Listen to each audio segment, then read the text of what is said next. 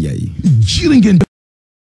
ka waa parti démocratique Sénégal des cas bu Karim Wade moom la l'observateur xëy di ka ubbil yéenekaay bi mi ngi ñuy xamal ne ci jamono ji ñuy waajale élection présidentielle yi ci réew mi candidat yu bari ci leader politique yi di yëglu waa parti démocratique Sénégal ñoom seen candidat bi ñu tànn taamu ko ne moo leen di taxawal ci élection présidentielle yu 2024 yi mu di Karim Wade yéenekaay bi nee nañu boobee ba léegi kenn gisu ko ci réew mi mu di lool bu dakkul l'observateur gis na ne dina jafe lool ci maître Abdoulaye Wade ak waa këram ñu tegaat loxo ci réew mi ndax bala nga ne naam nekk fa yéenekaay bi gis na parti démocratique Sénégal ka garaaw la bu nekk ci koma te seeni borom buñ ci jugul mën nañ ci am yeddange Ousmane Sonko mi ñu doon yedd démb ca Yoff xibaar bi moo nekk ci xët mu njëkk la Sénégal journal bi dañuy wax ne njiital parti Pastef li di Ousmane Sonko ma nga woon ca Yoff démb ci kaw ngan gu tënk woon ci wote Mame Seydina Limamou Laye bañ fa doon màggal fan yi Mouhamadou Lamine Laye ma doon wax ak moom xamal na ko ne ñun jàmm la ñu bëgg ci réew mi mu ne koy kuy wut am réew danga koy jaare ci ay urne lii tukkee ci urne moo ñu gënal fuuf di wàcc ci mbedd yi di defarte ngir jot ci am réew la xew démb ca Yoff Vox Populi ni ma ko tuddee mooy les vérités du porte-parole des Layènes lise ko feelu ko moom it ba bind ci xëtam mu njëkk ne Mamadou Lamine Laye wax na ay dëggam kii di Ousmane Sonko nee na ko am réew di su ko wut ci fitna baa di wàcc ci mbedd yi lépp ci mbañ gàcce yi lay leere na ku nekk ci yéen saxal jàmm bu ko defee saw ñooñ bàyyi ba woote jot ñu wotel la Walf Quotidien gis ne kilifa diine yi ñoo ngi dëkkee di wax ak way politiciens yi waaye liñ leen di wax dafay mel ne luy dugg ci nopp ndeyjoor bi di génne ci nopp càmmoñ bi li tax ba ñoom kilifa diine yi ci réew mi seen message bi ñuy wax way politiciens yi jàllul Walf Quotidien mi ngi ñu koy càmbaral président bu mouvement Macky encore di Samba Sall maire bu Dabali ni ñu ci la Tribune wax ji moo di Ousmane Sonko moo joxul cër benn kilifa diine ci réew mi ay pexem ay projet moom Ousmane Sonko moo di yàq Sénégal te loolee tuut na ci ndax réew mu mel ne Sénégal ay kilifa yu mag te sell tëdd fi réew mu ni mel ku ko bëgg a yàq yaa yàqu Tribune nañu te borom mouvement Macky encore yamu fa moom nee na waxul waxi candidature président Macky Sall ci élection présidentielle 2024 yi li mu bëgg nee na mooy ñu ànd ak Macky Sall ba 2029 ndax fi réew mi toll jamono toll fi ak li mu liggéey ci Sénégal bi mu fi falo ak léegi loole rek war naa tax mu des ci boppu Sénégal wéyal plan Sénégal émergent bi mu fi indi jëm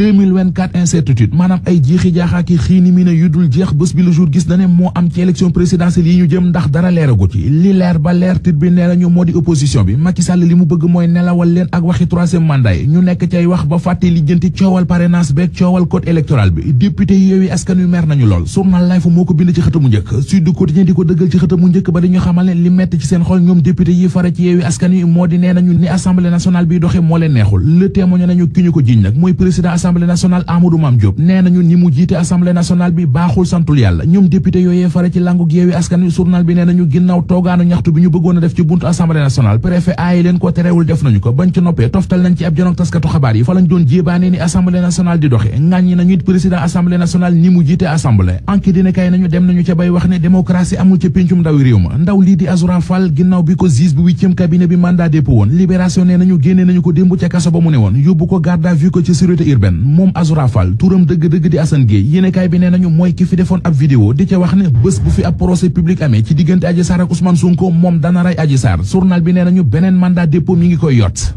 CCPS comptoir